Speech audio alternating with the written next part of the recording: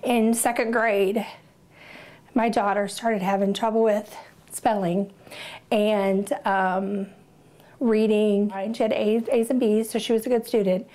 But when she finished second grade, her second grade teacher, who was also a friend of mine, offered to tutor her for the summer in like language arts and the phonetics, etc. You know, we didn't notice anything particularly different about her, but as the summer went on, she got better and better. And then when the other thing that this teacher had suggested is maybe we have her tested by a neuropsychologist for anxiety or depression or ADD. So when we got tested, that was that summer as well. She was sort of inconclusive. He determined that she was probably just delayed and that she would catch up and do really well. She in fact tested very well in math. So we started third grade and everything went really well for third grade. AB student. She struggled with spelling, but if she studied hard, she got good grades. Reading still was a struggle, and she didn't particularly like reading, I think, because she struggled at it. Then we got to fourth grade.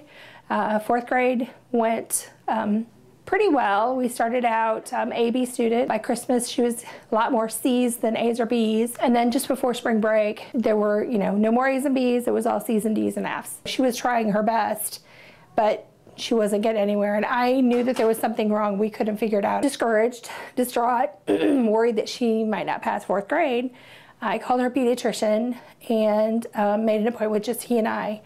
And they take accelerated reader, which is the reading test. You read a book and you take a test, and there's a goal every semester for so many points. Well, she had read like probably 20 books and had a 0 on every test. And then there was a book they even read in class that they discussed in class, and she failed that test. And then later the teacher shared with me that she had taken her test at a computer in the first grade room, which then kind of was like strange. And as I look back, it was probably because she failed because she was more interested in what was going on in the first grade room. So when we saw the pediatrician, he said, well, I think we should do a trial of Ritalin. What do you think about that? And I was not, thrilled about it, but I thought, well, we could try it. So I filled the prescription, talked to my husband, and we sat her down and talked to her about it. And initially, she was a little afraid to do that. She was worried that, she would be different, etc. And so I just explained that, it's no different than having asthma or having high blood pressure. It's just a medicine that you take to help you think better. So the first day she took it was on a Wednesday, and she was she would call me every day after work or after she got out of school, but I was still in work, and she would, Mommy, when are you going to be home? Kind of in this little whiny voice. And on that Wednesday that she took the medicine, she didn't call me. So I called her, and she sounded very confident on the phone. And I said, well, how was your day today? Oh, it was good. And I said, did the medicine help you? Well, I think so. I could hear it, but I didn't have to listen to it.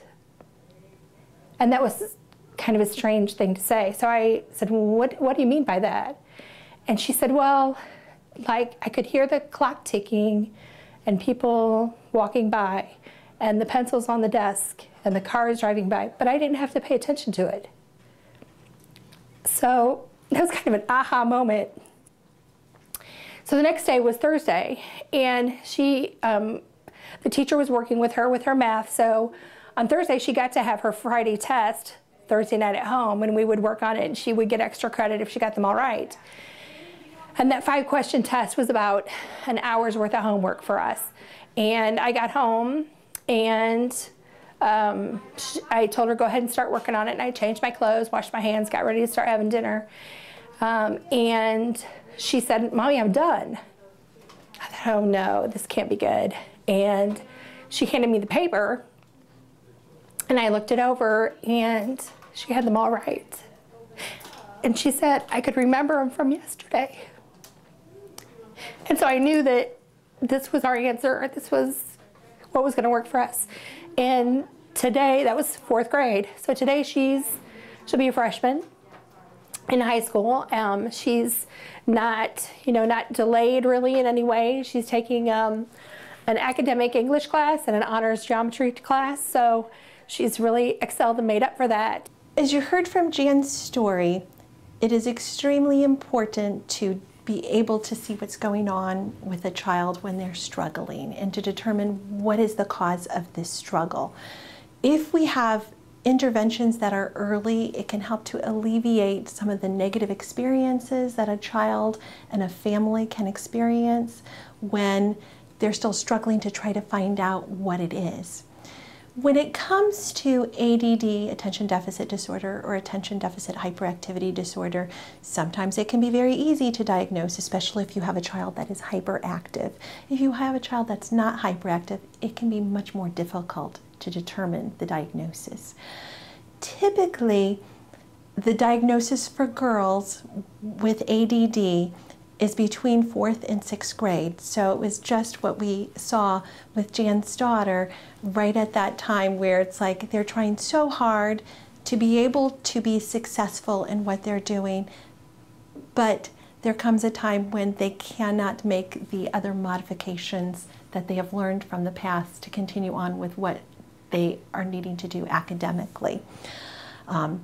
It's important in a situation like this that we also try to decide what is going on, because there can be many things like, is there a delay in their cognitive skills or their IQ or their thinking? Is it a learning disability that their cognitive skills are absolutely fine, but that they learn a different way?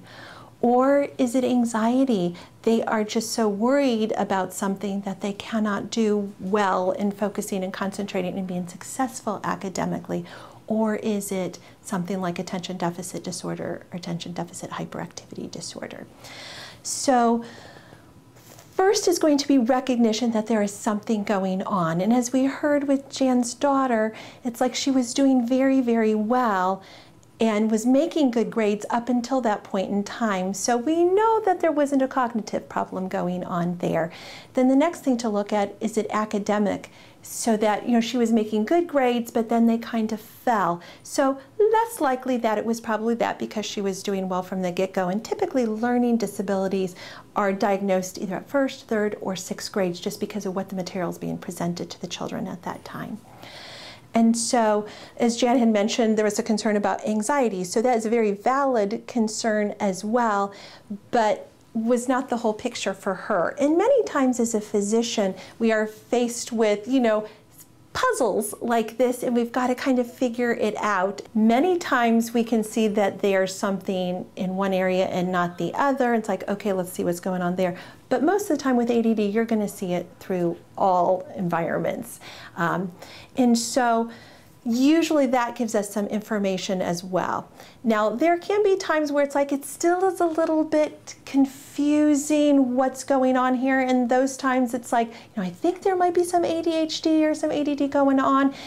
And our best way to be able to tell this is, do we try a trial of medication?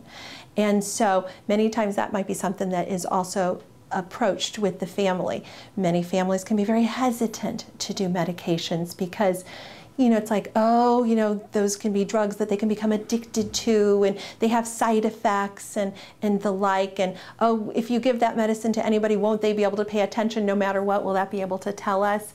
But what we found is that children with ADHD and ADD, there is an issue with the neurotransmitters in their brains. And what these medications do is to help with having those neurotransmitters available so they can focus and concentrate.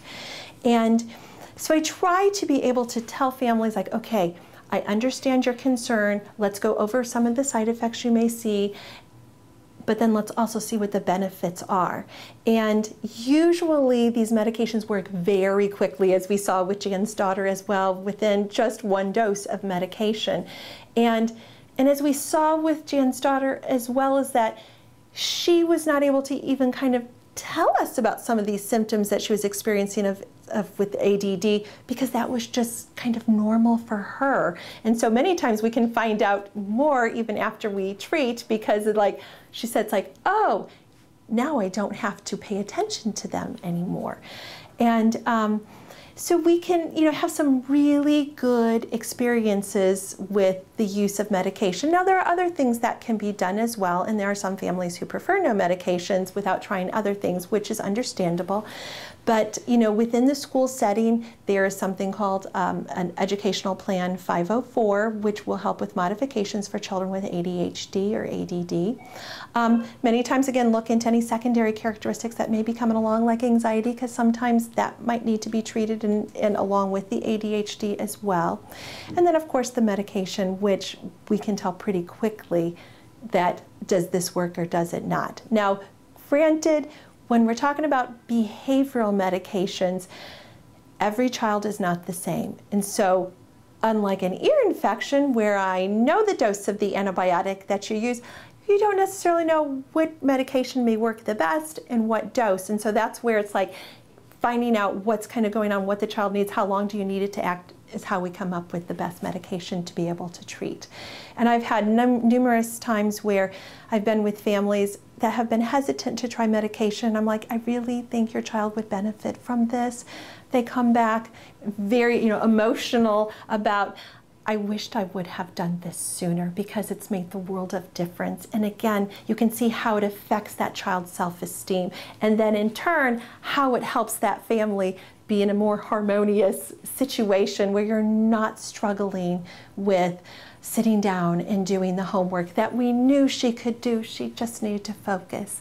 And so it's really very satisfying when we've got that diagnosis, we've got that treatment, and you can just really see these kids excel at what they can do and just really show off their talents. Well, by now everyone has seen and heard Jan's story, which to me was very impactful and really highlighted, I think, really one of the most important issues of developmental issues, and that is they're a medical problem. And it was right on the heels of when my husband had been diagnosed with a medical condition. He had a heart arrhythmia, and his heart was going really fast and abnormal. And thankfully got into the doctor right away, was put on the right medicine, and the next day was so surprised that his heart rhythm had converted to a normal rhythm and was the right pace and was not having any symptoms anymore.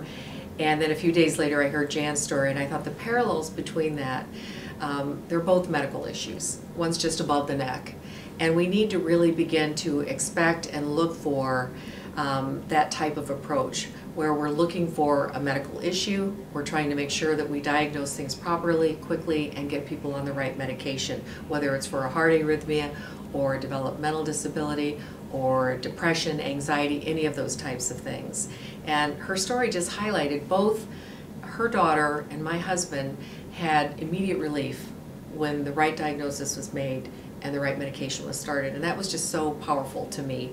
And again, I just really hope people really begin to look at these types of issues, not with, angst or like it's some sort of stigma, they feel stigmatized. I really hope they begin to just look at them as just another medical condition that we are very equipped and prepared to be able to diagnose and treat.